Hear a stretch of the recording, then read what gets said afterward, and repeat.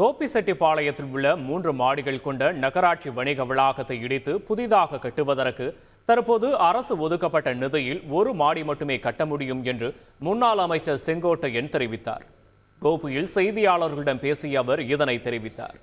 பேருந்து நிலையத்திற்கு எதிர்ப்புறத்தில் உள்ள வணிக மையம் கட்டப்பட்டு 28 ஆண்டுகள் தான் முடிந்திருக்கிறது. 40 ஆண்டுகள் நிறைவேற்றிருக்கிறது என்று 16/8/2024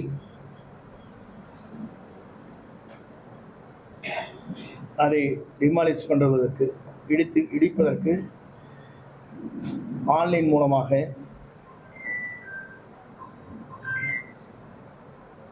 டெண்டர் விடப்பட்டிருக்கிறது. 40 ஆண்டுகள் முடியாமலேயே 40 ஆண்டுகள் முடிந்ததாக அரசு கவனத்திற்கு எடுத்து செல்லப்பட்டிருக்கிறது.